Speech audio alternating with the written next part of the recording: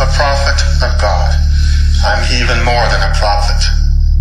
I am not a false prophet, therefore I am not worthy of the penalty sought by those who seek my death. I haven't heard his voice in close to 30 years. I don't hear the man that I once knew and loved. As a friend, he's not there.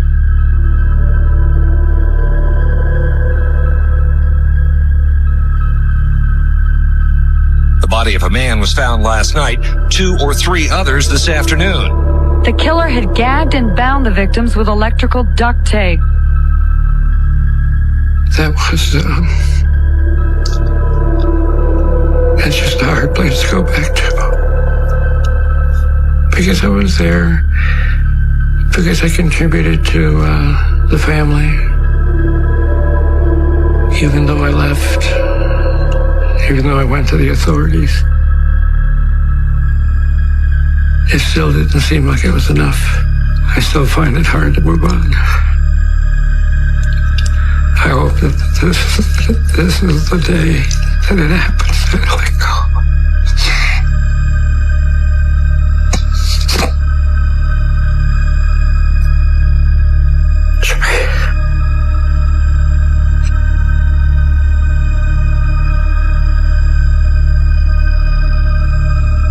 I met Jeffrey in the Navy, and we knew each other for a long time. Jeffrey was the type of person that you could call a friend easily. He was very human. I mean, he was very down to earth. He was a good family man. I loved Jeffrey as a brother.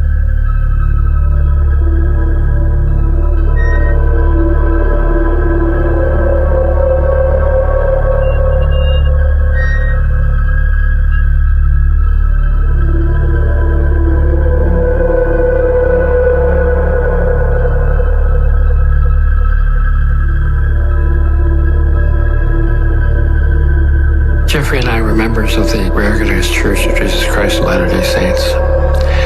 And Jeffrey at some point became unhappy with the tenets of the current church. So he broke off, and Jeffrey was excommunicated from the church. I became very close to him and his wife, Alice.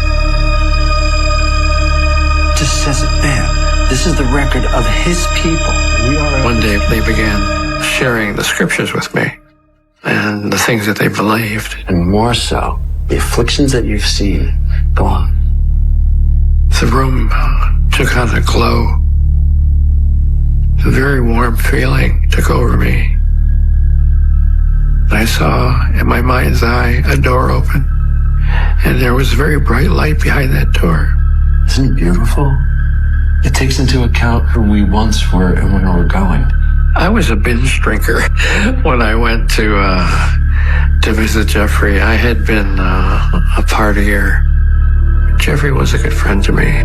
He helped me to stop drinking and stop doing drugs. He saved me from the destructive lifestyle that I had. You still have the goodness of God within you. My focus in life changed completely from a party addict to one which was on a path and more spiritual oriented. I felt as if this is where I should be. I never really had family in my life, and this felt like an opportunity to have a family, and I went to live with them.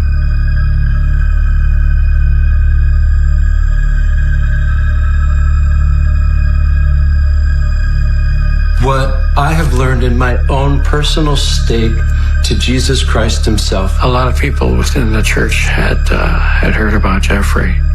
Everything is built on the pillars of truth. And many of them came to see what he was teaching. They were looking for something that their church hadn't been giving them. It's obvious why we're all here together. Because we lost that connection to the church. The church at the time wasn't offering very much in the way of scriptural understandings. Jeffrey was opening up the scriptures and making them sound alive. And I think that's why they were turning to Jeffrey. And it was just like a family. And as more people began to come into the group, they would share different stories about why they were there.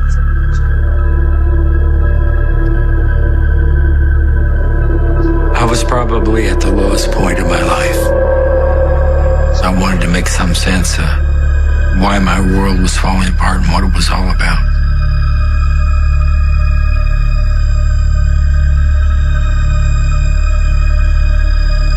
He was offering the chance to go with him and find answers.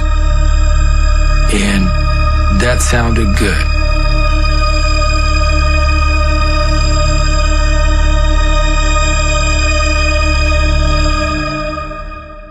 Lord, we thank you for the food that you provide us. Jeff and Alice were there to welcome us. Keith and Kathy, we are humbled that you join us. And there were a lot of people there. Amen. Amen. There was a feeling of warmth and love. A toast to everybody's new brother and sister.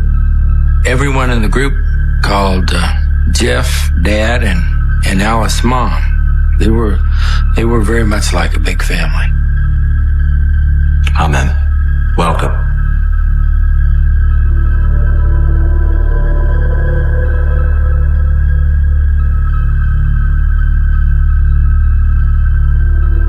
We were discouraged from interacting with friends and family because Jeff and Alice were becoming our new friends and family. Hey, Mom, I know it's your birthday next week, so I just want to leave them a message. He would not allow people to make phone calls out.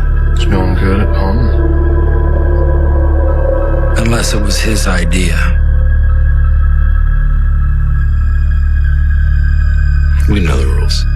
And all incoming phone calls, and for that matter, outgoing phone calls, were monitored. He said, now that you're with me, your family and all your friends that you've had in the past, they hate you. And he drove that into people's head again and again and again.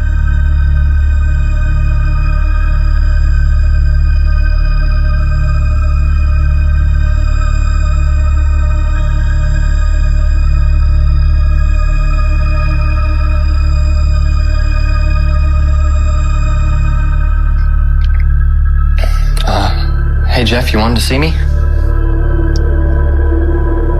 I was chastised if I showed independence.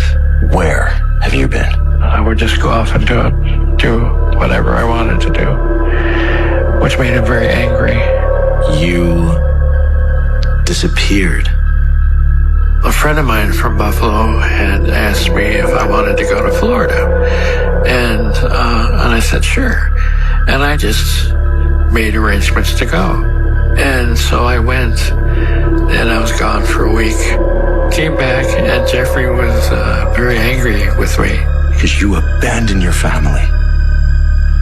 No, look, I'm sorry. It was difficult to know what you could do unless you asked him first. And there was no questioning his reasoning. He was always right. Just leave.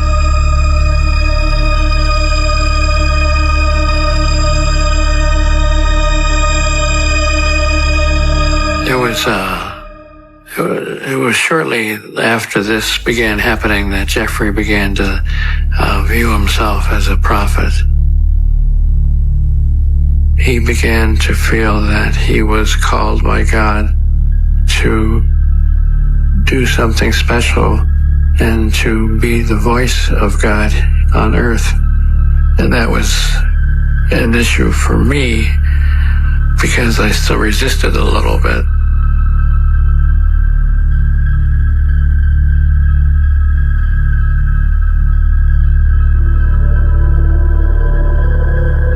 One night he walked in laid his pistol on the table in front of him. So you knew that whatever he said, you'd better remember.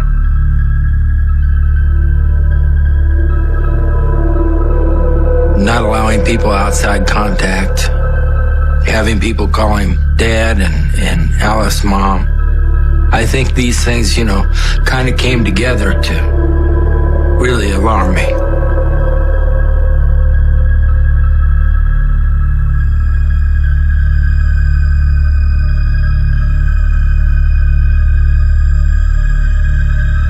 So now we all know. I had asked him a couple of questions because, God is you ought to be free to ask questions in a class. And my questions weren't out of line or anything. He answered them. I didn't think there was anything wrong with it. It seemed fine. After class, one of the group members came up and told me never to ask him a question again. Keith, I need to talk to you about the meeting. You cannot talk to him like that. I just asked a question. But it was in front of everyone. He doesn't like that kind of thing, okay? No one ever contradicted him. No one ever asked questions. If I were you, I just wouldn't do that. Okay. I was the only one, I guess, stupid enough to ask him questions.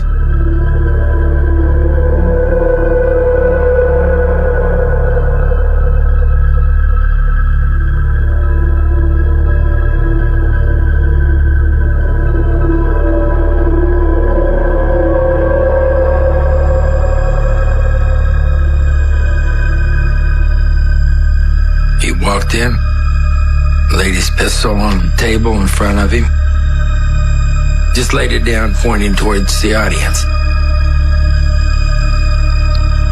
It was not the fact of the gun that bothered me, it was the direction it was pointed.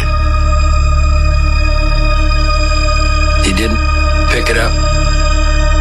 It just sat there and you looked down the barrel of the gun while you were in class. So you knew that whatever he said, you'd better remember.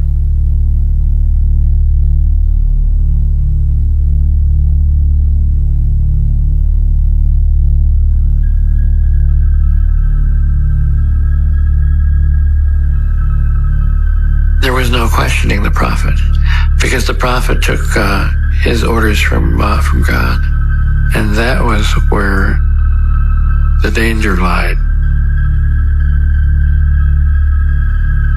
People within the group had no choice but to follow the prophet.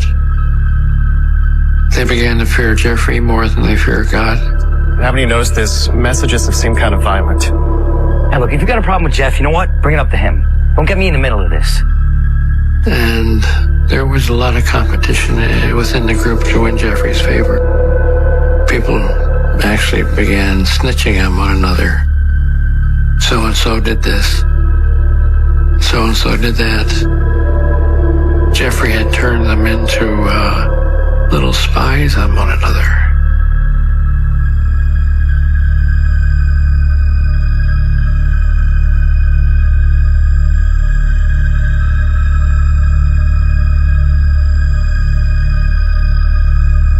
The session is where, if someone says something out of line, they would set the person in the middle of the room and everyone else would sit around in a circle. And then they would hurl various accusations at you and tell you what a terrible person you were.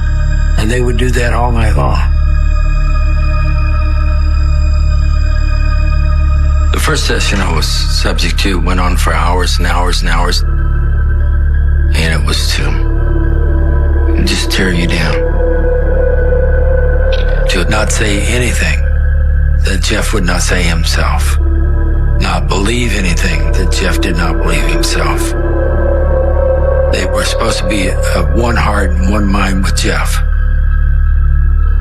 I just sat there and took whatever they said and didn't respond. You resist the best you can. And it tended to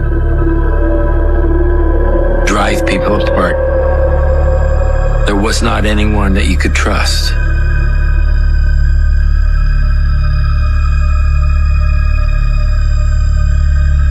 As time went on, he became more and more controlling, trying to keep everybody in one place. And that one place was under his thumb.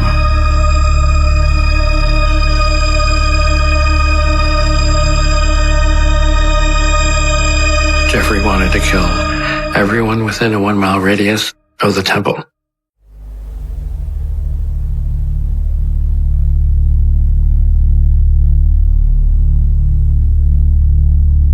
God wills us to cast aside those who are weak.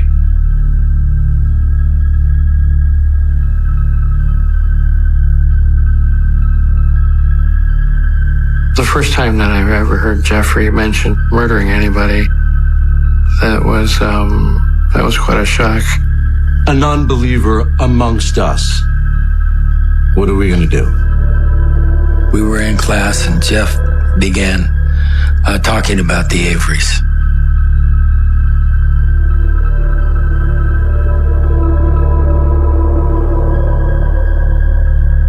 Insubordinate woman, interruptive children, and a man who can't control his life. That will bring us all down. He didn't like Dennis because he was weak and he was confrontational. I guess he asked too many questions, or questioned Jeff's leadership too much.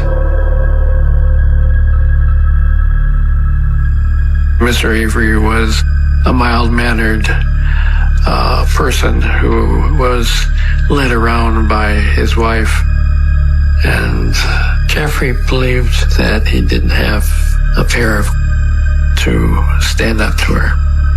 He said point blank the Averys aren't going to make it, that they were going to be killed. If the own eye offend thee, pluck it out, remove it from thy view.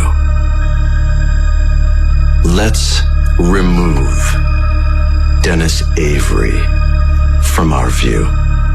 But I never thought Jeffrey would go to that extent to murder anybody. When I prayed to the Lord said, a man will die. My wife and Kathy and I, we met with Jeff. And Jeff explained that Dennis Patrick was going to be killed unless he could find someone to intercede for him.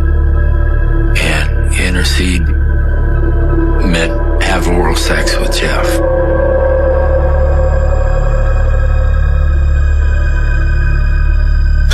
I don't understand why you're coming to us with this. Today, Kathy will save a man's life. And Kathy said she would.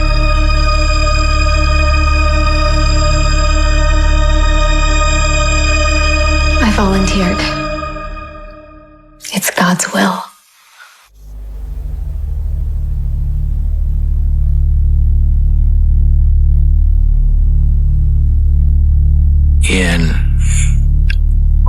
Under the rules that Jeff had established,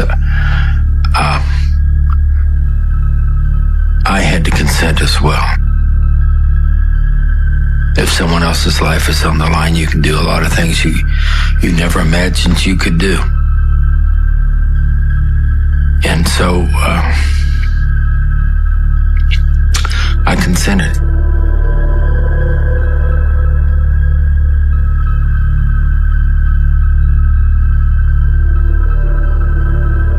When you don't see any other option,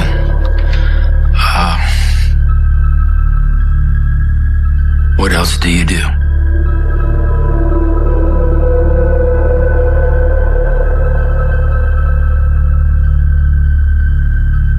Well, you better turn that off for a minute.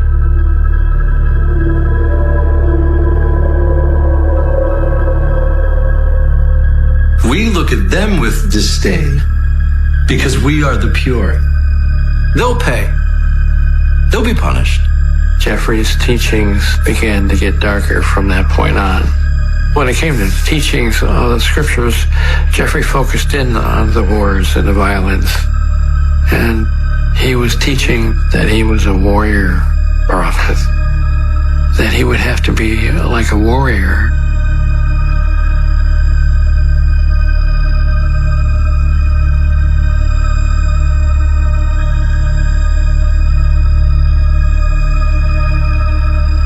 Jeffrey had us sitting around the dining room table, and he began to talk about the Kirtland Temple.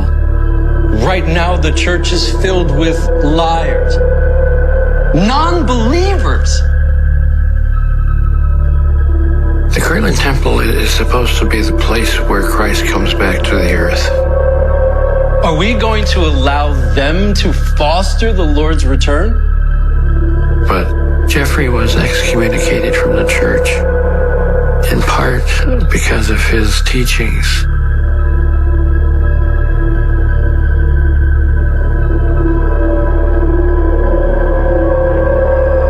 Jeffrey wanted to kill everyone within a 1-mile radius of the temple and take over the temple so he could bring Christ into the world. He was making plans to murder families laying in their beds, men, women, and children. He was talking about 50 or 60 people. The people of the church do not deserve to live. He then told us what our duties were going to be and who we were going to be responsible for killing. He expected us to follow him, the warrior prophet, into battle.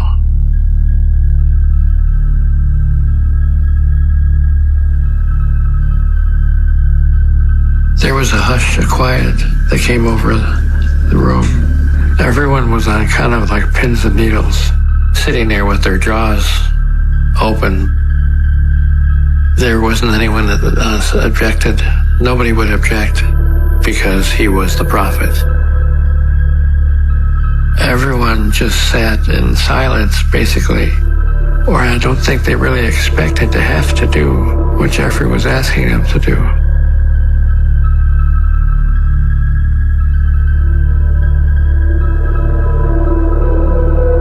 Jeffrey brought out some of the armory that he had. He wanted to familiarize us with these weapons so we knew how to handle them. You must know that I am serious. When I saw these weapons, I knew he meant what he intended. He just wasn't going to back down. You will be my holy warriors. He passed the .45 around at the table and have everybody feel the weight of it. He did the same thing with the AK-47. And it became my turn to hold on to it. I had to pretend that I would be willing to kill for Jeffrey, for the prophet Jeffrey.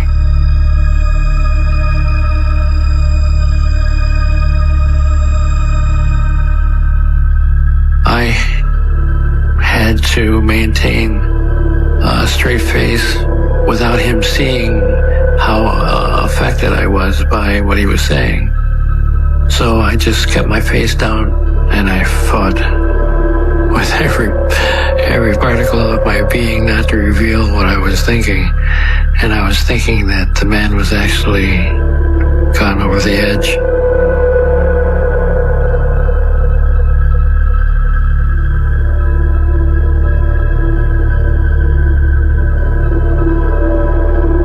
If that wasn't a surprise enough, he also said that only 12 of us were going to survive.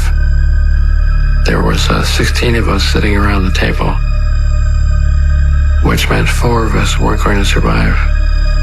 My heart sank into my stomach because I knew Jeffrey was going to kill me.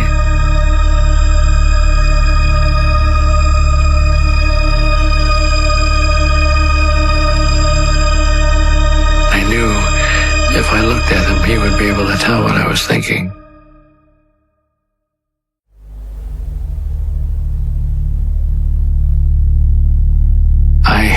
to maintain a straight face and not react to it. I had to pretend that I was willing to go along with the attack.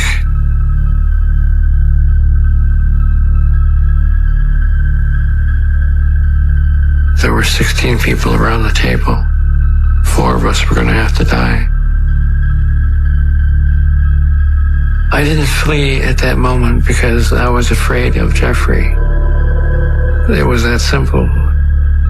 He didn't actually say who was going to be killed, but having known Jeffrey for so long, he could tell that I wanted to leave, and he wouldn't let me leave.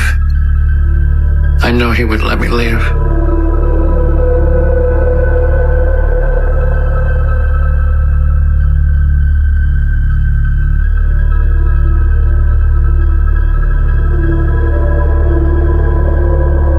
There was a cake that was served one day for dinner, after dinner.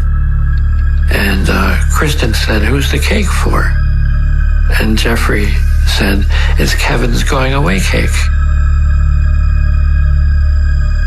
I don't know if I have words that can describe the moment.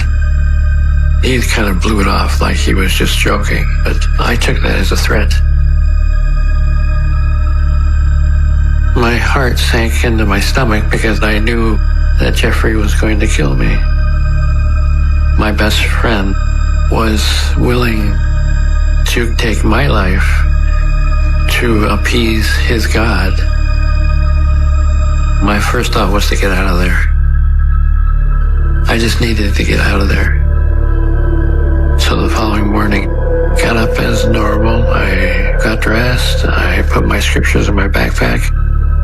And I called a friend in Buffalo to buy me a bus ticket.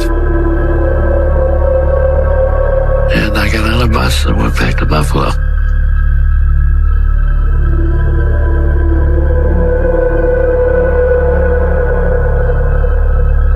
I didn't leave any forwarding addresses. I didn't leave any names. I didn't leave any phone numbers. I didn't leave anything for him to be able to track me down.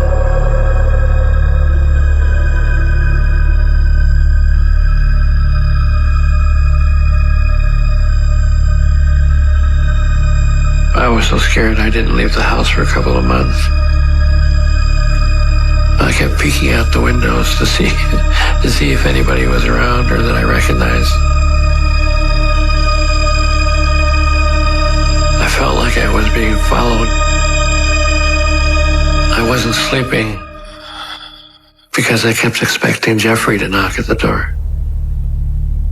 He couldn't find me, but I knew that he wanted to.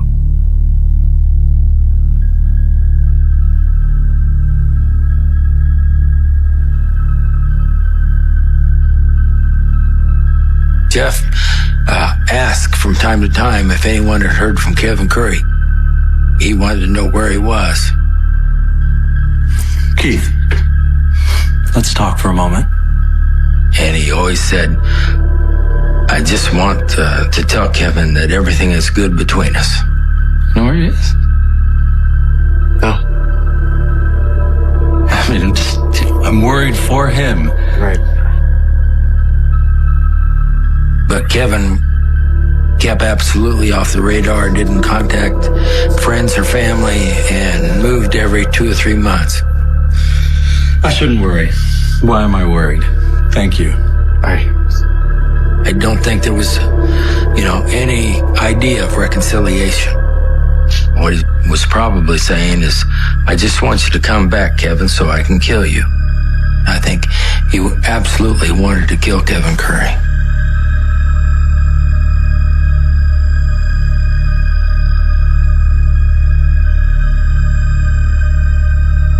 Hi. Can I talk to an agent? I was in hiding for about a month before I went to the FBI. There's some people in Ohio. I waited to go to the FBI because I knew I had until May 3rd. May 3rd was going to be the date that we stormed the temple. Planning a massacre. They're gonna kill everyone. I told the FBI everything from the beginning of my arriving in Kurland.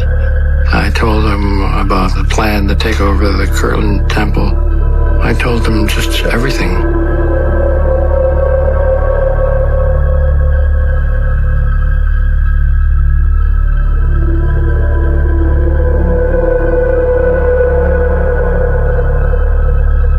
There were no lights on. There were no cars parked there. The place looked vacant. Inside the house, closets were cleaned out. It didn't look like anybody was there to stay. We had no idea where they had gone to or what was going on.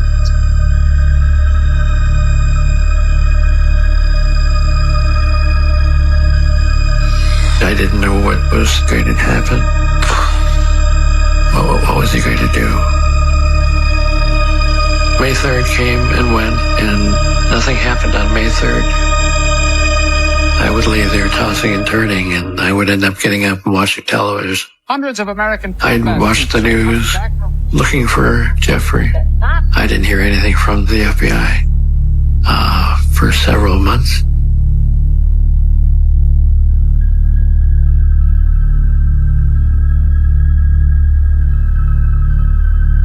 The police called me and told me that they found the bodies.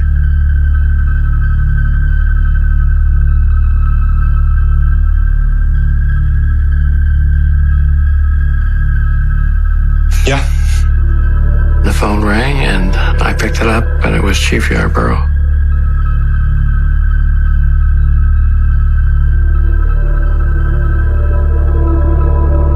He told me that they had found bodies and that they had been buried in the barn.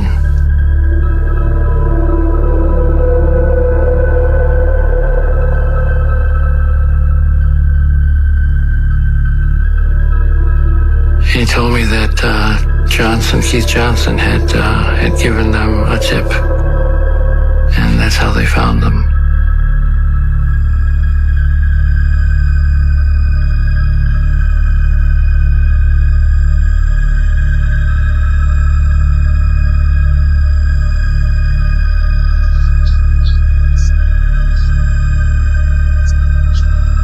So we got up and went over to the class.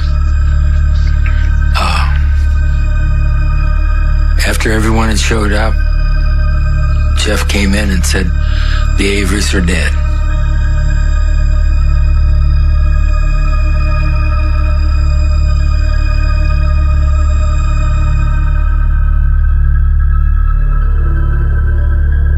He talked about killing Dennis and how he died very easily. Jeff had taken Dennis Avery to the barn and bound him with duct tape and pushed him into the pit and shot him there.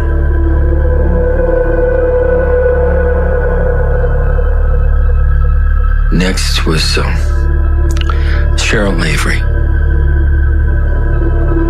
Jeff had said that she fought a lot harder than Dennis. He shot her. Pushed her into the pit and shot her. And they brought in one of the girls and pushed her in the pit and shot her, but she didn't die. She was still struggling, so he shot her again. She still wouldn't die, and I believe he shot her a third time. And then he shot the last two.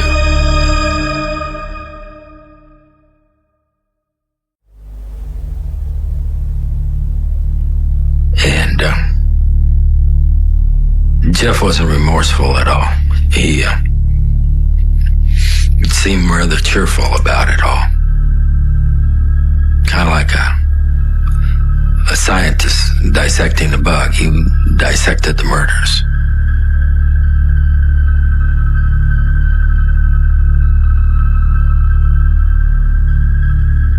And he called on every person one by one to tell them how they felt about the Averys' deaths. I was devastated, but I didn't put it in those exact words. People in the group didn't complain anymore, or there was a place out in the barn for you.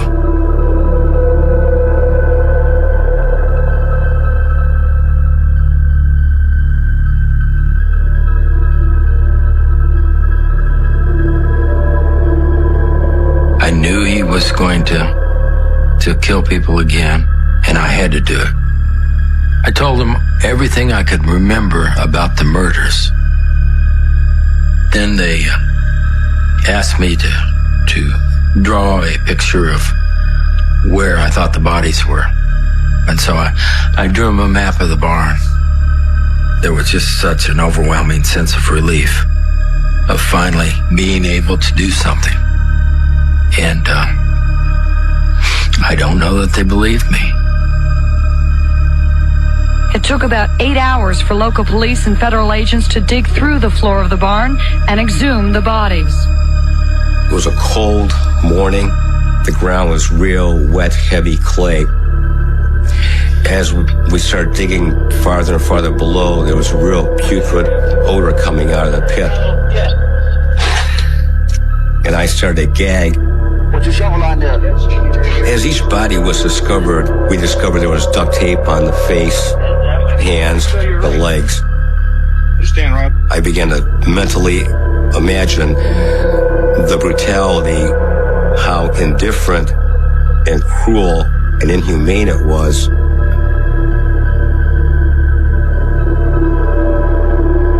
It was a difficult phone call to listen to. The Averys were an innocent family who were there because they liked Jeffrey. They wanted to follow Jeffrey. And it ended up ruining their lives. I was just so beside myself. It was just so shocking that I didn't have words for him. Because I was so angry. As much as I knew he didn't like them, I just couldn't believe that he did it. He actually did it.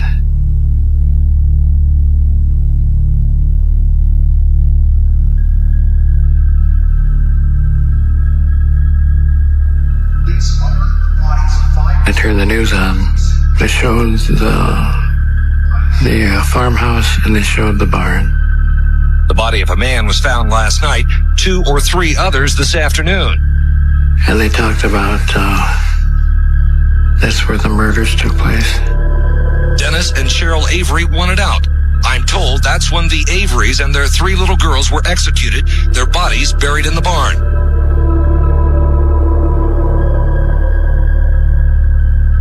I sat and cried knowing that that's where the Averys were killed.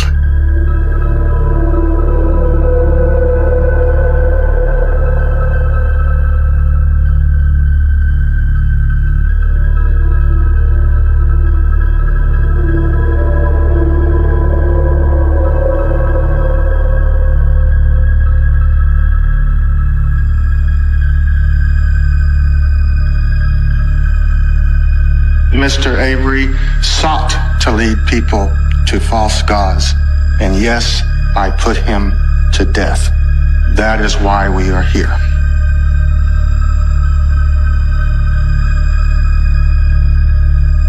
I cannot say that I'm sorry I did what God commanded me to do. I am a prophet of God.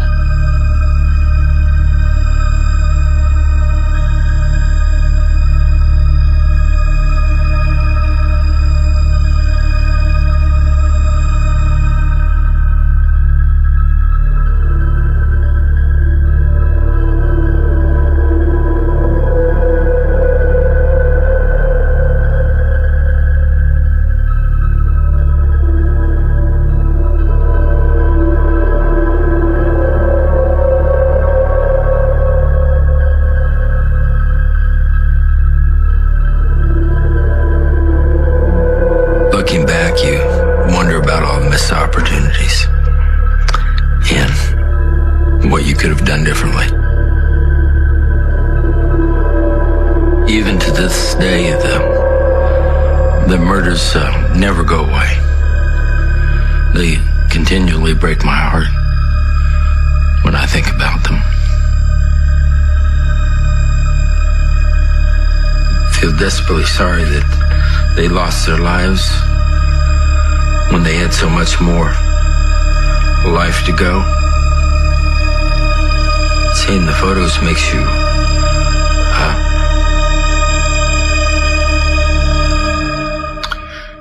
think about how much they must have loved one another.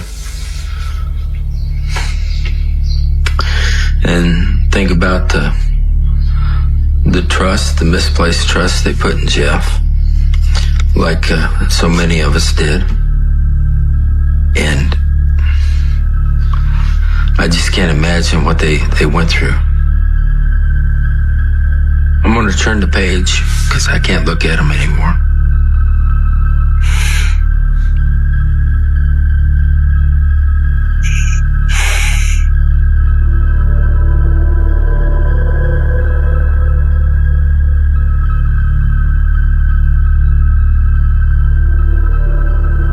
It's been difficult. Jeffrey betrayed me. I thought I was a family member, and I thought I was a brother and sister to both of them, to him and his wife. It really deeply hurt me. I was so thrilled in the beginning to be a part of a family. And I was so disappointed. In the end, I found I blamed myself.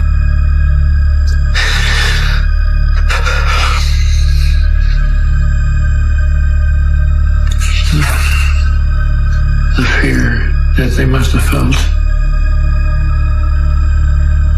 being taken into the barn one by one.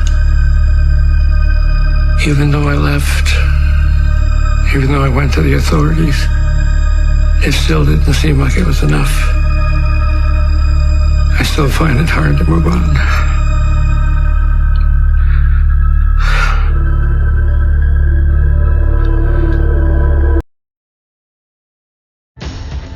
A generous soul. She was a very giving person and a very sharing person. Who helped neighbors in need. When they needed extra money for baby food or diapers, Janora was always there. Is found brutally murdered. This homicide was one of the most violent homicides that I've worked. There was blood from basically the floor to the ceiling. It was something that shocked the community. Police uncover a sinister trail of deception and hate. He had some strange tendencies. He seemed to be stalking her. The polygraph came back with some clear signs that he was being deceptive. To unveil a killer no one expected. He made her believe that he was her knight in shining armor, so she never saw it coming. He had two completely different faces on him. He was just the devil incarnate.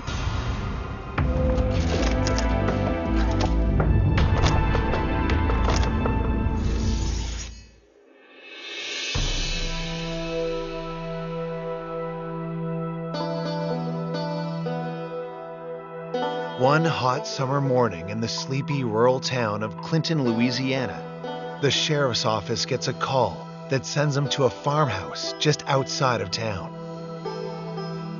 It belongs to a woman named Janora Guillory. When Janora didn't show up for work on Monday morning, her coworkers started to get nervous. They called her cell phone, she didn't answer. They called her landline, and it was busy, it stayed busy. At that point, a friend at work called the sheriff's office in East Feliciana and said, "Would you please go check on our coworker, Janora Guillory?" The deputy that worked for the East Feliciana Sheriff's Office, and he went to the residence to look for her. The door was unlocked.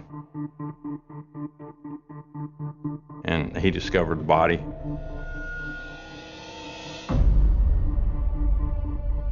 He backed out of the house, and he said he threw up outside. He could barely even speak to the dispatcher. He was so upset by what he found. Detectives are called to the scene. You could tell something had happened at the very entrance of the door. There was blood right there on the door handle. The blood on the floor leads detectives inside the house. There, you could follow the blood trail, and it went into the kitchen. There were several knives that had blood on them inside of the drawer. There was also evidence like someone tried to use the phone, and there was blood on the side of the phone. The blood leads to the bedroom, where detectives are met with a gruesome sight. In the middle of the floor lies the lifeless body of 42-year-old Janora Guillory. You could see evident tears in her skin, which, I mean, we knew at the time were deep stab wounds. She was beaten severely. There was blood from basically the floor to the ceiling. The lamp was broken and stuff knocked over in the bedroom. I've seen other homicides that I've worked that this one was more brutal. The body was also half closed, legs open, and she was pinned against the wall. There was a possibility that she had been raped. Detectives in this small parish don't investigate many homicides, let alone one this brutal. They call in the Louisiana State Police to help process the scene. They took some DNA samples of the material that was found under her fingernails. The samples are sent to the lab to see if there are any traces of the killer's DNA. We didn't find any type of murder weapons. We found that it was actually no forced entry. We pretty well figured that it was somebody that she knew and had a little bit of trust in to open the door. As police collect evidence, Janora's neighbors, Philip and Amy Skipper, arrive on the scene. They were, of course, shocked. Philip's wife, Amy, she was really destroyed, and she was a friend of Miss Guillory's. Police inform Janora's family.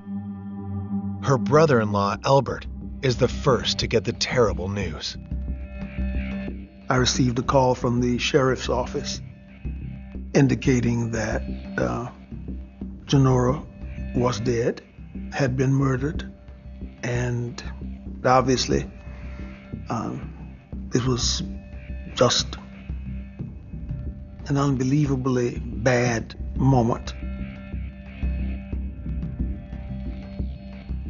To Janora's sister, my spouse at that time, Yvonne, that was probably the single most devastating moment in her life.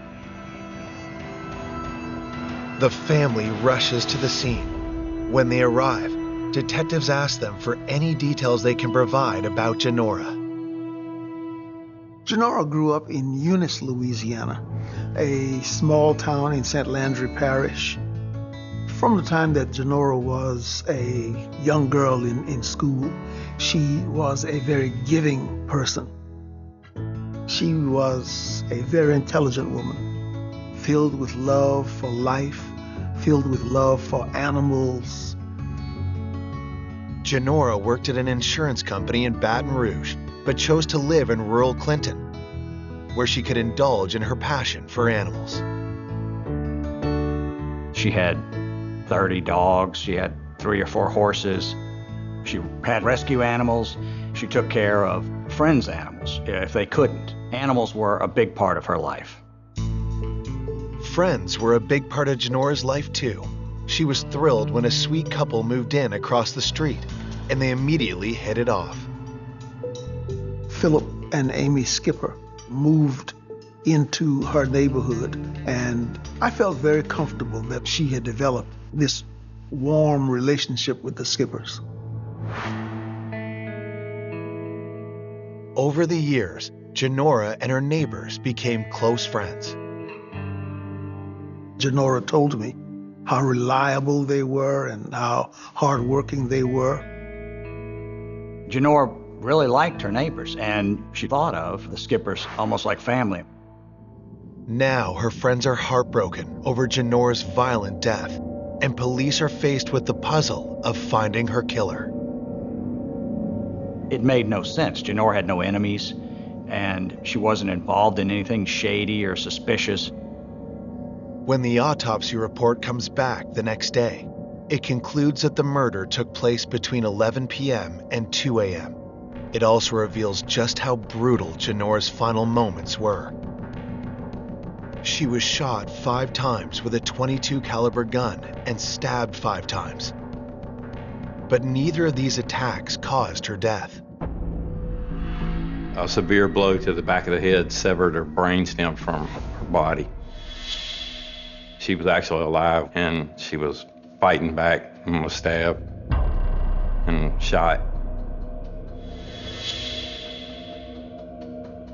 This was one of the most violent homicides that I've worked. It was a very much overkill, which usually means it is a crime of passion. This was a particularly brutal, dastardly deed. We all stood outside Genora's house that morning and talked about who could possibly have done this. Despite the concern of Genora's family and friends, detectives can't rule out anyone as a suspect. We began talking to the neighbors and co-workers, the ones that showed up, and just started trying to get information. One person in particular draws investigators' attention: Genora's neighbor, Philip Skipper. Philip was real calm. What really got me was his over wanting to help too much, you know. We just had a feeling Philip knew something. Coming up, investigators uncover a dark obsession. He was infatuated with her and couldn't take no for an answer. And menacing secrets. They called her names behind her back all the time, but never to her face. There was an incentive for them to actually murder her. That leads them to a suspect they never expected. They went on a tour of the murder scene, and he described the whole thing. He just blurted out, "Do you have a woman named Mrs. G that was murdered over there?"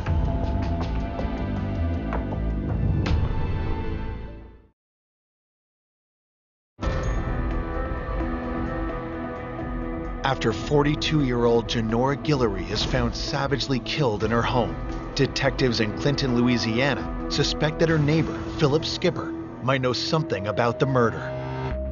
Philip was over helpful at the crime scene, and it is something that we wanted to check out more. Police decide to bring in Philip Skipper and his wife, Amy, for an interview. Genora really liked her neighbors, and the Skippers had a young child and their stepson, who was 15 years old at the time. Philip Skipper tells investigators that when his young family first moved to Clinton, they were down on their luck, but their neighbor Genora kindly helped out. She started to take them under her umbrella and make sure that they had food and made sure that they had electricity. When the Skippers needed extra money for baby food or diapers, Genora was always there. The trailer they were living in, for example, was really dilapidated, so Genora helped them buy a new trailer. She helped them improve their lives as much as she could. Genora's kindness didn't stop there. She started to employ Philip to do all of the work in her yard and around the house, and employed Amy Skipper to do the work inside her house. Genora treated the Skippers like family and trusted them with keys to her property. She was just a very, very generous neighbor. Detectives want to know if the Skippers ever argued with Janora. Amy Skipper said their relationship had recently been strained by an unfortunate incident. Philip Skipper was raising pit bulls, and there was one dog that was not a pit that didn't get along with his other pit bulls, and Janora agreed to keep that in her kennel with her dogs. Well, that dog somehow got loose during the day while Janora was at work. The dog ran back to the Skipper's trailer and killed a goat. They kept as a pet. Amy Skipper ran over to Janora's house, got on the phone, called Janora at work, and was upset with Janora. Now that's witnessed by a couple of Janora's co-workers who heard Janora's end of the conversation. She was crying by the end of this phone call. That's how upset Janora was. And Janora told Amy Skipper on the phone, "Leave the key at my house, get out of my house, and never come back."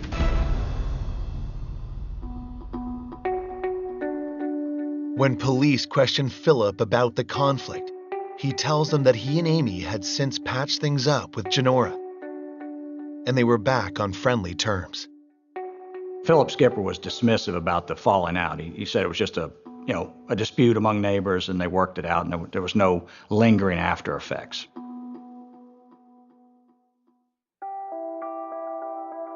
Police are skeptical about Philip's version of events, and when they notice scratches on his arms, they wonder if they were made by Janora while trying to fight for her life.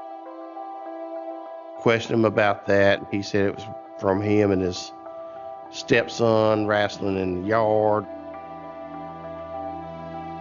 Not convinced by his story, investigators ask Philip where he was on the night of the murder.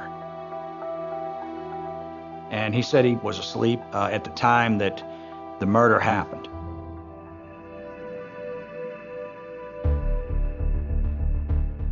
To confirm Philip's story, police asked to interview his 15-year-old stepson, John Ballio. When you interview the juveniles in Louisiana, you had to have permission of the guardian or the parent, which we had. I mean, they did cooperate there and let us talk to them. When detectives questioned John, they noticed scratches on his arms too. Is it possible Janora fought back against two attackers? John Ballio had marks on him. He gave us the same story. John corroborates his stepdad's story, but police are still suspicious. The marks on their arms was really something that we wanted to check out more if they was being truthful. So after that interview, we did decide to have a polygraph set up. Philip and John agree to take the test, but before it can be scheduled, investigators uncover a critical detail. During the course of the investigation, we did learn about an insurance policy Miss Guillory had taken out on herself, and the money would go to the Skippers. Was an insurance payout reason enough for the Skippers to kill their friend and neighbor? With a lack of motive, it's really hard to find the killer. The insurance policy was an incentive for them to actually murder her.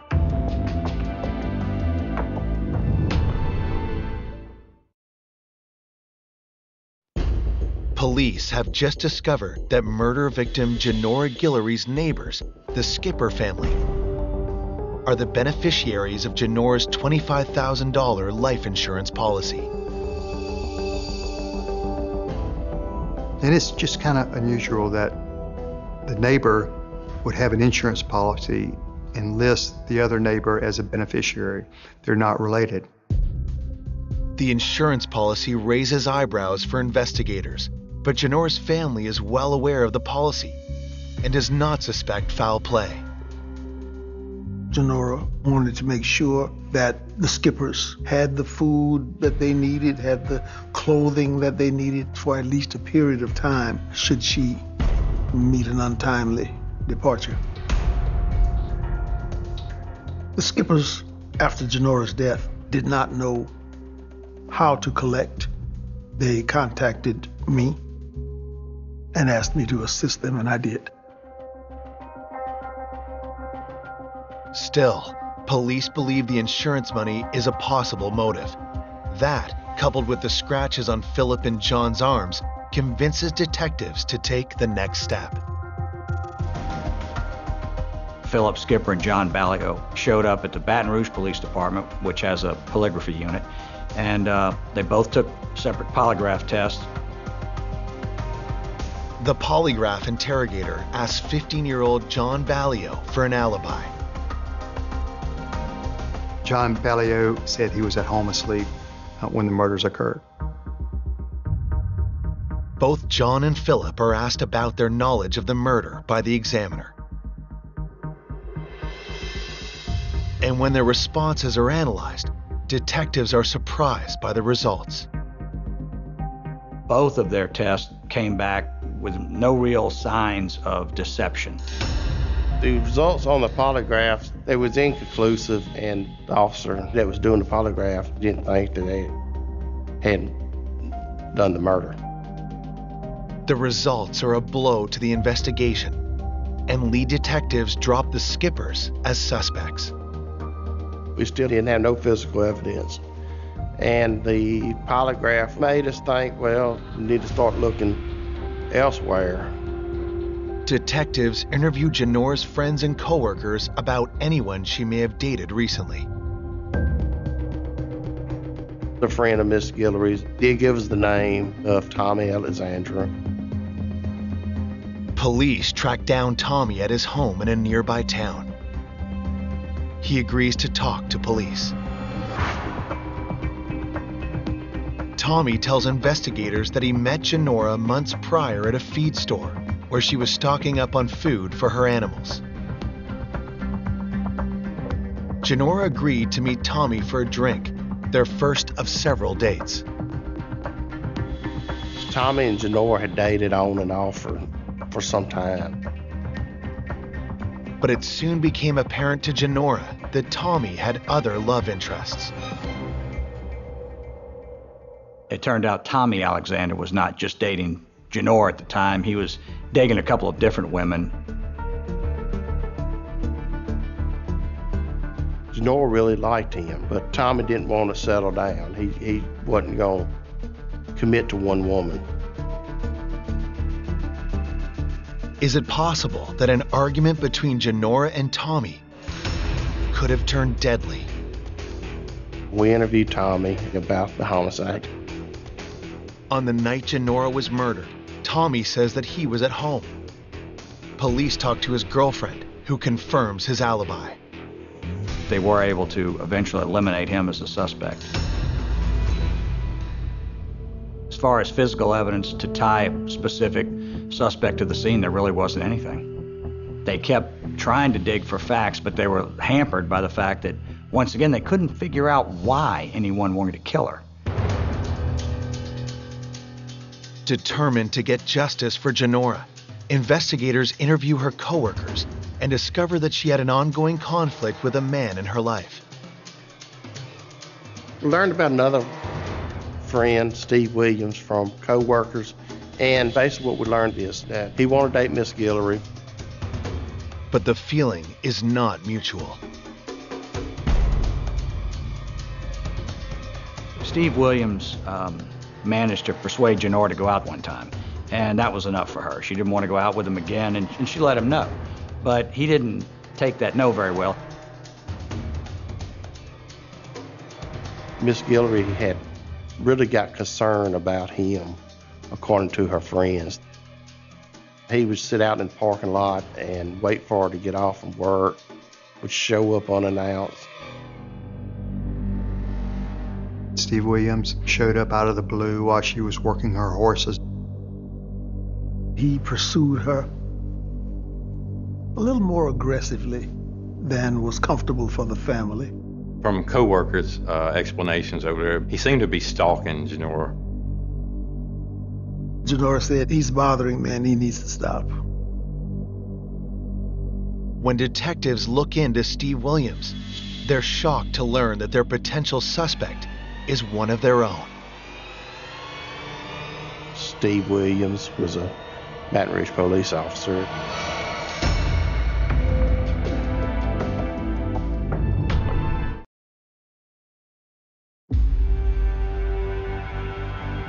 Detectives have learned that Steve Williams, who had been repeatedly contacting Jenora Guillory in the months before her murder, is a fellow police officer. Steve Williams had recently gotten a job with the Baton Rouge Police Department, and he was a probationary police officer in the next jurisdiction over. He was infatuated with her, and he was just a guy who couldn't take no for an answer. Jenora's friends knew that she was not interested, and of course after the murder, when the police are asking, well, who may have been upset with Jenora, he became a focus of the investigation. When you investigate law enforcement officers, it's harder than most because they know the law as good as you do. But we did have good cooperation through Baton Rouge City Police Department. Whatever we needed, they was willing to provide. As investigators gather more information about Steve, they uncover an intriguing tip from one of his colleagues, 29-year-old officer Tabitha McCants. Tabitha came forward during the investigation, and she had worked with Steve Williams at Baton Rouge Police Office. It turns out she got kind of a bad vibe from him.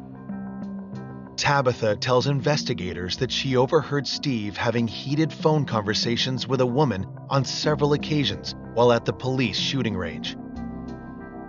She said they'd make multiple phone calls. Police need to check Jenora's phone records to find out if Jenora was the person Steve had been calling. Tabitha also tells investigators that Steve mentioned shooting targets at his mother's home. And when they ask Tabitha if Steve mentioned the type of gun he used, her answer sets off alarm bells. She says he used a .22, which by this time we found out that a .22 was used in the shooting of Miss Guillory. As a police officer, of course, Steve Williams had firearms. The .22 caliber pistol, which is certainly not a police gun, but he did have a .22, and he shot it at his mother's house. Based on the history of him stalking Miss Guillory and the access to a .22, that's when we decided that we would check Steve Williams out a little bit more. When detectives check Jenora's phone records, they quickly discover an alarming pattern. Looking at the phone records, Steve Williams, in my opinion, was stalking Miss Guillory. The phone records showed 35 calls to Jenora's home from the shooting range in 4 months, and an escalating pattern of calls and messages. Steve Williams had left several messages for Jenora the weekend that she was killed. In fact, he told her in a message that he was stopped by her house on the day she was killed. Investigators don't waste a second bringing Steve in for questioning, and when they do, his demeanor has them instantly suspicious. Steve was real nervous. It was just something about him like he was hiding something from us. Steve insists he had nothing to do with Jenora's murder and claims he stayed at his mother's house the night Jenora was killed. Steve's mama's residence about 40 minutes away from where the homicide was. Police believe Jenora was murdered between 11 p.m. and 2 a.m. Could Steve have slipped out undetected while his mother was sleeping? Jenora was shot with a .22 caliber pistol, and the fact that he had a .22, was nearby on the day she was killed, it really put him very high up on the suspect list. That's when we had him take a polygraph. Steve's answers are analyzed and the results sent to detectives. Steve Williams' polygraph examination came back with some clear signs that he was possibly being deceptive. His polygraph basically told us that he may have known something about the murder. Made me really think that he had something to do with this. That's when Steve advised he wasn't going to talk to us no more. He wanted a lawyer.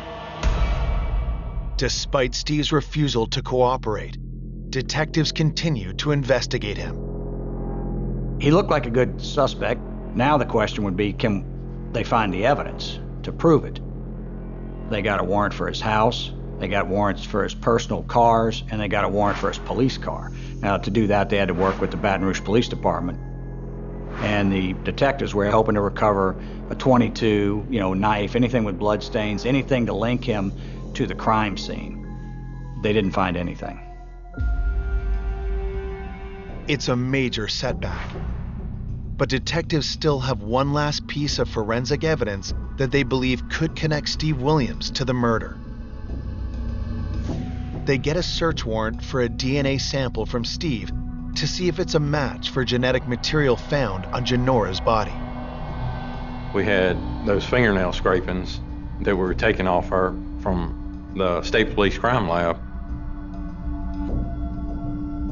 It was determined, yes, there was some male DNA under her fingernails. Coming up, investigators zero in on a vicious killer. I picked out the worst photo that I could find of the crime scene, and I threw it in front of his face and made him look at it and said, did she deserve it?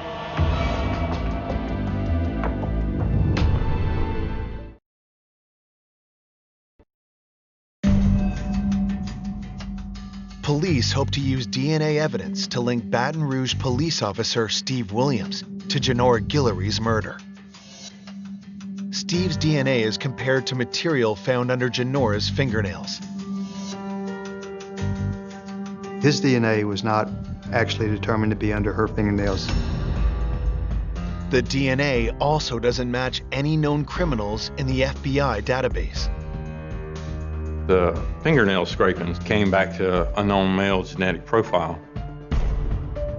With no physical evidence linking Steve Williams to the crime, he's ruled out as a suspect, leaving investigators at a standstill. The case had gone cold, and they had no other leads to check into it. The case stays cold for an entire year. There was great disappointment and great frustration on the part of the family when the case went cold. The shock of Janora's murder may have faded, but the community lives in fear of a killer who's still at large. When a murder occurs, it's very alarming. Everybody's on edge, especially after the case was at a standstill. Then, on July 27, 2001, a tip comes in that changes everything. And I got a call on the telephone straight to the office. It was Detective Mark Apperson from Tangipahoa Sheriff's Office. And he just blurted out, he's like, you have a woman named Mrs. G that was murdered over there? And I just kind of looked over at Don and I said, yeah, we do have a woman named Miss G that was killed. The detective there was working a domestic violence battery, and the victim had came in and told him that her boyfriend knew something about a murder in Clinton. The woman tells detectives her boyfriend's name is Donnie Fisher. We rode over there and found Donnie Fisher. We brought him over there to the Tangipahoa Sheriff's Office. But Donnie Fisher is not in the mood to talk. You could tell he knew something. That's when I picked out the worst photo that I could find of the crime scene, and I threw it in front of his face and made him look at it and said, did she deserve it? Reluctantly, Donnie looks down at the gruesome photos, and moments later, his whole demeanor changes.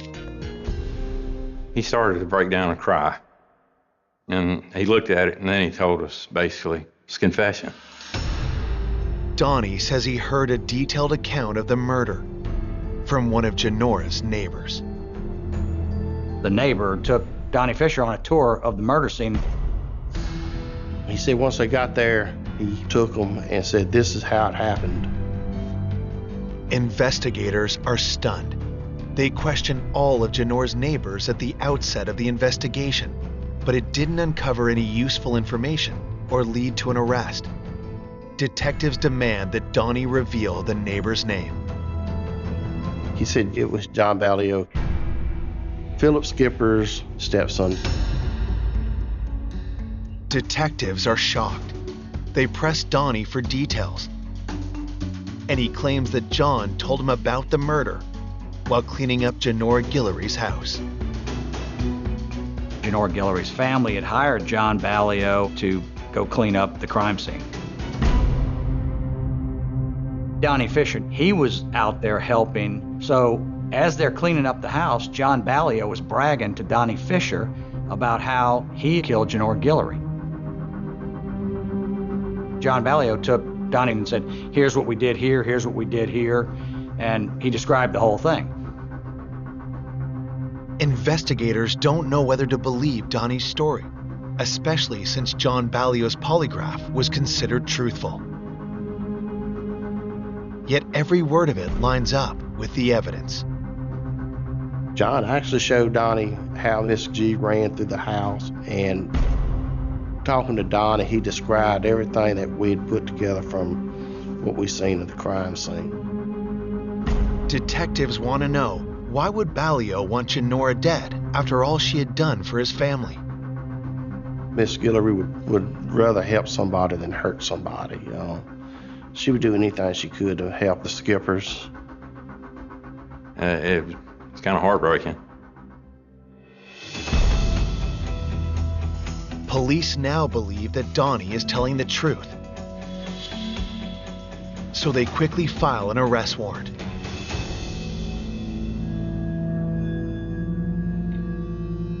We picked up John Ballio late on a Friday evening, and we brought him back to East Police Center Sheriff's Office for charges of first-degree murder.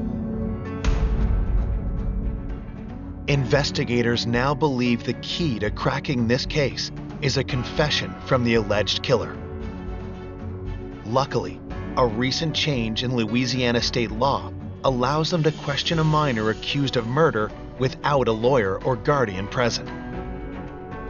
The police had to get John Ballio to come clean and tell the truth.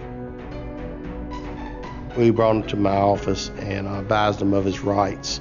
He bounced from here to there during his statements at first when we initially questioned him. And then we started talking about the brutality of this homicide. After probably an hour and a half interviewing, he finally came and told the story about how he killed Miss G. But first, Ballio needs to get something off his chest. He didn't do it by himself. Pointing the finger right back at Philip Skipper. Detectives are speechless. John Ballio just implicated his stepdad, Philip, in the murder of Janora Guillory. And that's not all. He pointed to several other people, too.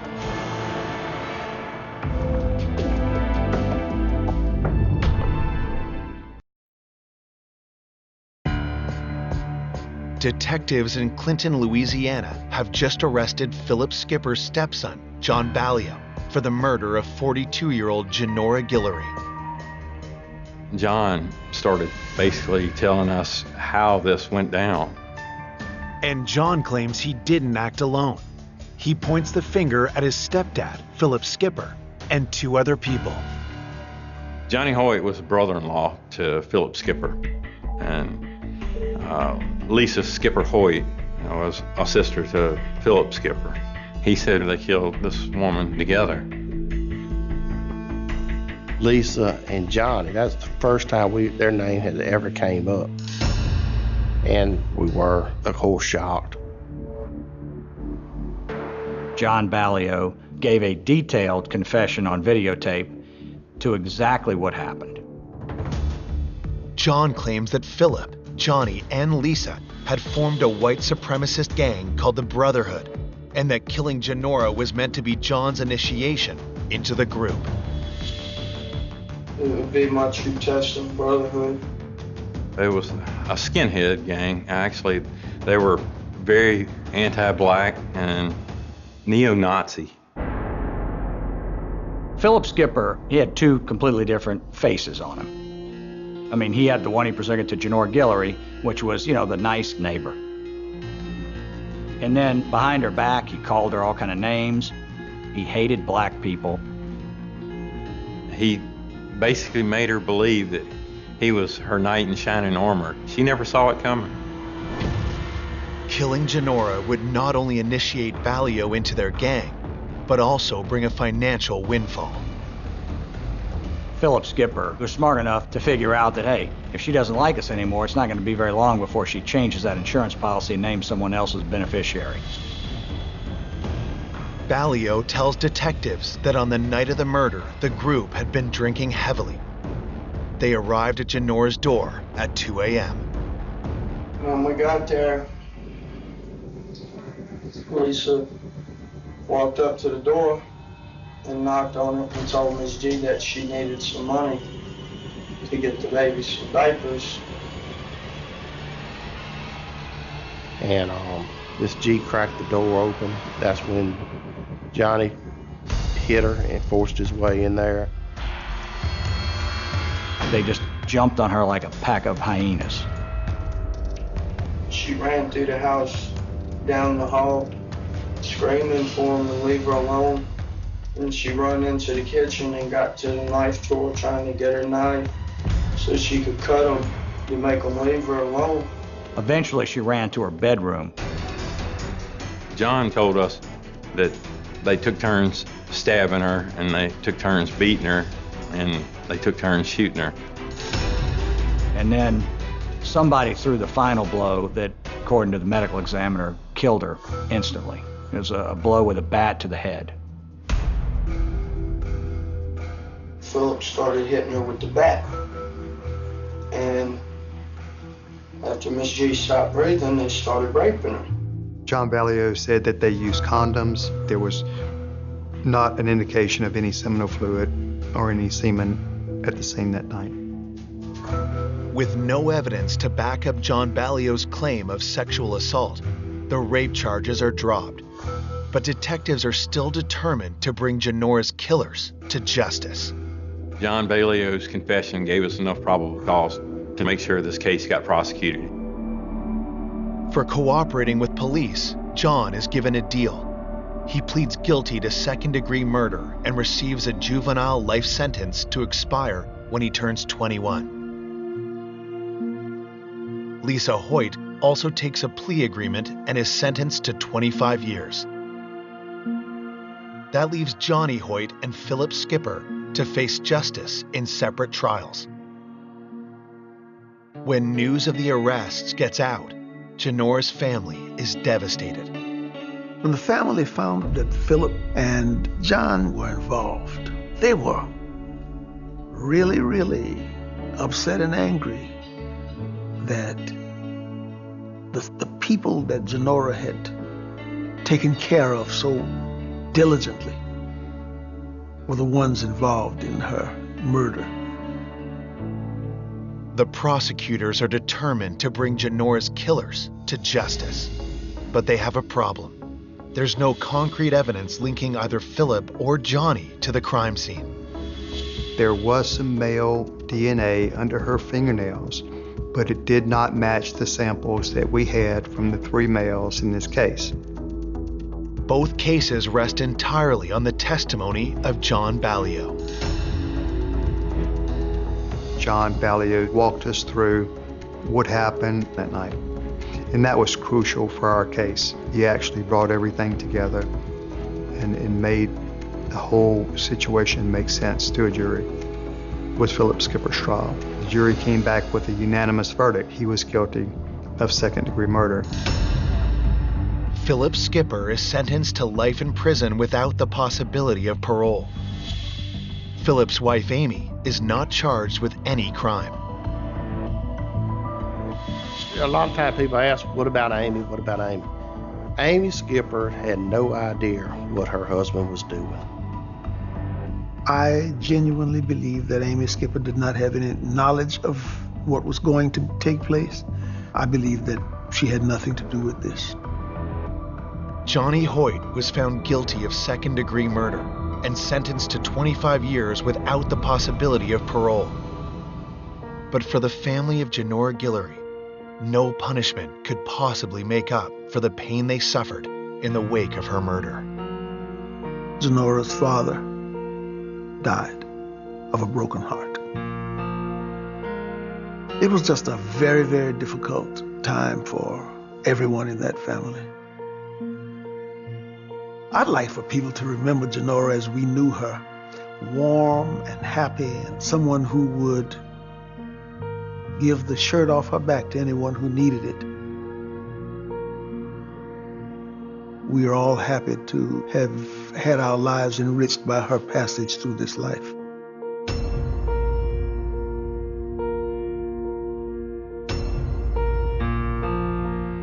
For more information on an unexpected killer, go to oxygen.com.